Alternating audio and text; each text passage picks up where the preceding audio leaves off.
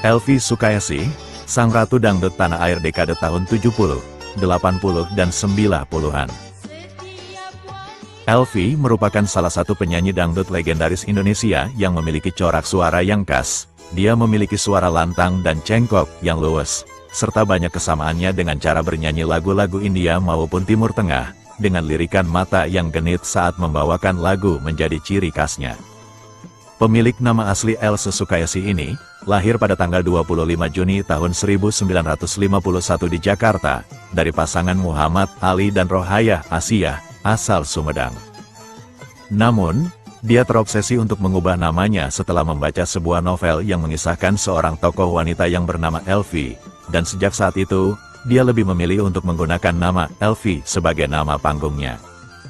Bakat bernyanyi Elvy diturunkan dari ayahnya, yang berprofesi sebagai pemusik, dan biasa mengisi acara perhelatan pernikahan di sekitar Jawa Barat kala itu. Elvy mulai menyanyi sejak di bangku kelas 3 SD, ketika mengikuti ayahnya mengisi sebuah acara pernikahan di Sukabumi sekitar tahun 1964. Kala itu, dia didaulat ayahnya untuk bernyanyi di atas panggung, dan sejak saat itulah, ia mulai memfokuskan diri untuk bernyanyi. Pada tahun 1965, Elvy mengakhiri masa lajangnya di saat usianya masih sangat muda sekali. Saat itu umurnya baru 14 tahun, Elvy menikah dengan pria keturunan Arab, yaitu Zaidun Zaid Abu Bakar bin Jindan. Dari pernikahannya, pasangan tersebut dikarunia 6 orang anak, antara lain Fitria Sukaesih, Wirda Silvina, Ali Zainal Abidin, Isa Haidar dan Shehan. Setelah perkawinannya, karir bernyanyi Elvy mulai menanjak. Ia tergabung dengan beberapa orkes Melayu seperti Orkes Melayu Pancaran Muda dan Orkes Melayu Purnama.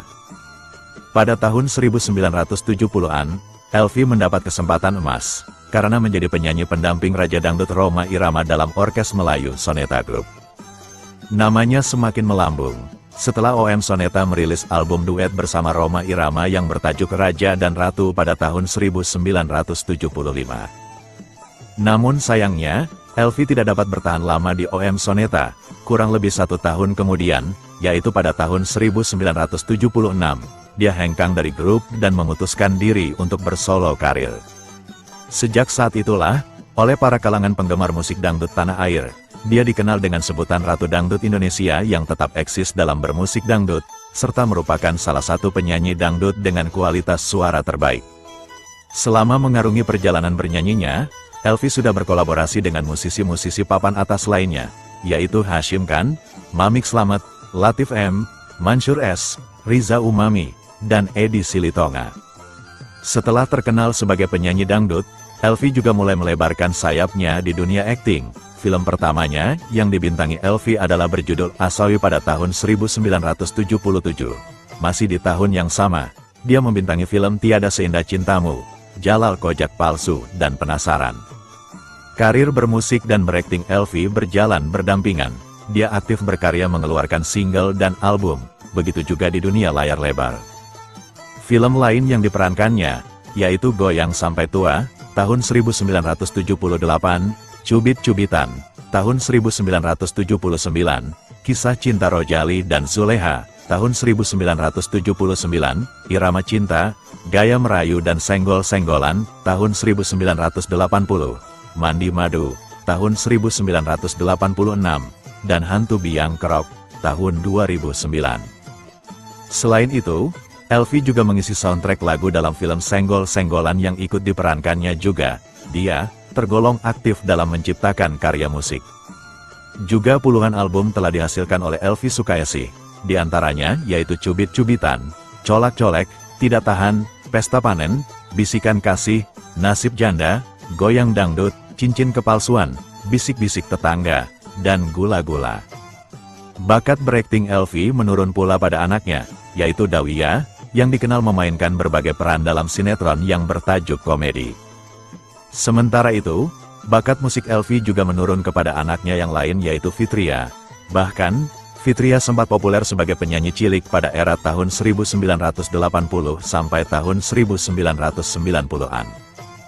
Perlu diketahui juga, bahwa Elvy Sukaesih pernah vakum dan menghilang dari dunia musik dangdut untuk beberapa waktu lamanya. Penyebabnya adalah, karena ingin memberikan kesempatan kepada penyanyi lain maupun pendatang baru, melalui pembentukan sebuah organisasi, dengan nama Ikatan Keluarga Artis Dangdut Indonesia, yang disingkat IKARDI. Pada organisasi tersebut, Elvi diangkat menjadi ketuanya. Melalui IKARDI, dia mencoba menularkan kepiawaian bernyanyinya kepada penyanyi lain dan penyanyi muda. Tujuannya memberikan kesempatan bagi penyanyi dangdut lainnya maupun pendatang baru, untuk mengembangkan bakatnya dalam dunia tarik suara, khususnya musik dangdut. Tahun 2002 merupakan tahun kesedihan dan kedukaan bagi Elvi Sukaesih, karena suaminya, Zaidun Zaid Abu Bakar bin Jindan berpulang ke rahmatullah setelah dirawat selama 2 hari di Rumah Sakit ST Karolus karena serangan jantung. Selang 2 tahun setelah kematian suaminya, Elvi merilis album eksklusif Elvi Sukaesih, dengan hits bertajuk Lonceng Tengah Malam.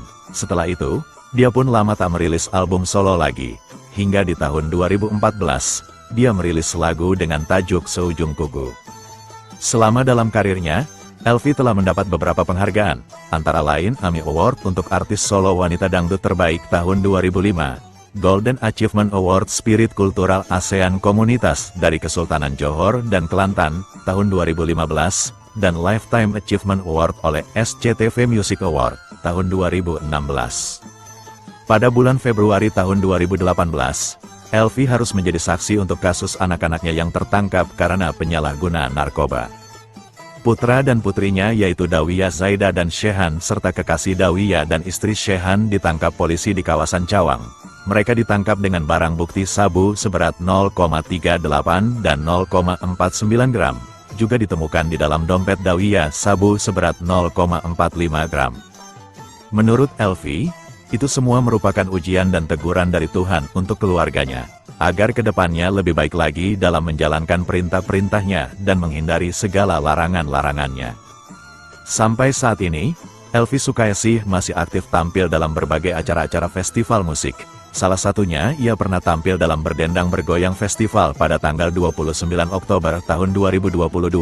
Elvi tampil membawakan lagu Mandi Madu, Gula Gula, dan Pecah Seribu. Memasuki usia yang sudah senja, Elvi masih eksis sebagai penyanyi. Bahkan, ia diminta menjadi juri dalam ajang pencarian penyanyi dangdut Indonesia pada sebuah stasiun televisi.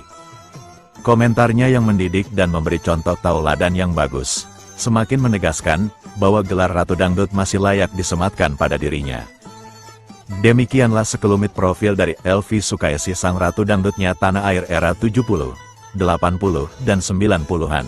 Terima kasih.